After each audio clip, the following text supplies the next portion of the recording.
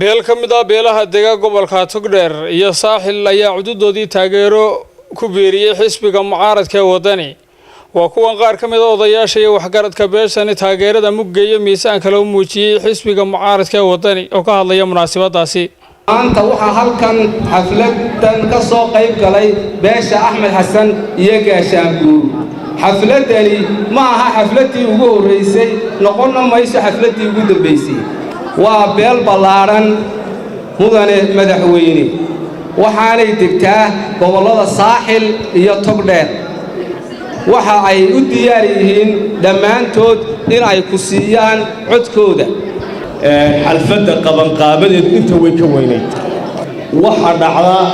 in waxa weeye xusbiga kulmiye markuu wax kale waayay siyaasaddu dadka ku hogaamiyo waayay cod uu waxa weeye formation dadku hagta waayay inuu yiraahdo haatan inta xafladda maanta jeex lagu guro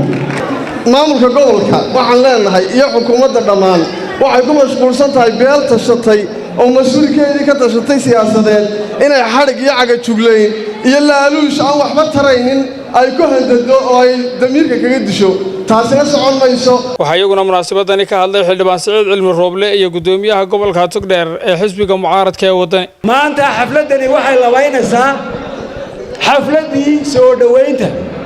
ee maalintii dhaweyd ay xukuumadda iyo xisbiga ay tartamayna ka maroro dilaaceen mawjadihii faraha badnaa ee soo dhaweynayay ayay tanina maanta miisaankii ay leedahay badal baynu diyaar u nahay inaynu ka qayb qaadanno haddii layna xidhaayo inay Soomaaliland badbaadino iyo haddii layna dilaayaba waa lama huraan gacanta askariga aan dalka ka ilaalino ilaa ay waxaan joognay 6 habeen xafladaha mar kaliya ma nasano kabahaanu 8 subaxnimo xidhano 3 habeennimaanu bixinaa reer Togdheer codkoodii uu dhiibay waxaan cambaaraynaynaa maalinka maanta ah xukuumadda gobolka iyo tasareba waynu cambaaraynaynaa salla calee waar xadhiga luu ragga dee waxba adeer ma taro 8 nin baa xiran gudoomiye 8 nin baa xiran waragii hawshaa waday ugu dambeyn waxaa munaasabadani soo gabagabeeyay gudoomiyaha ahna musharaxa jagada madaxweyne ee xisbiga mucaaradka wadani Cabdiraxmaan Maxamed Cabdullaahi Cirro iyo hogaamiyaha xisbiga mucaaradka wadani Xis Cali Xaaji Xasan aad baan ugu faraxsanahay inaa xisbiga ku soo biirtaan wadani aad iyo aad baan ugu faraxsanahay dareenkiina midaysan waxaan si aad iyo aad uga soo horjeednaa u cambaaraynaynaa uga xunahay in dad lagu xidho damiirkooda iyo doorashadooda iyo xorriyaddooda inay xisbi ku biiraan waxaan u sheegayaa xisbiga kulmiye inaanay suurtagal ahayn in qofka xorriyaddiisa laga qaado sharciguna ma ogola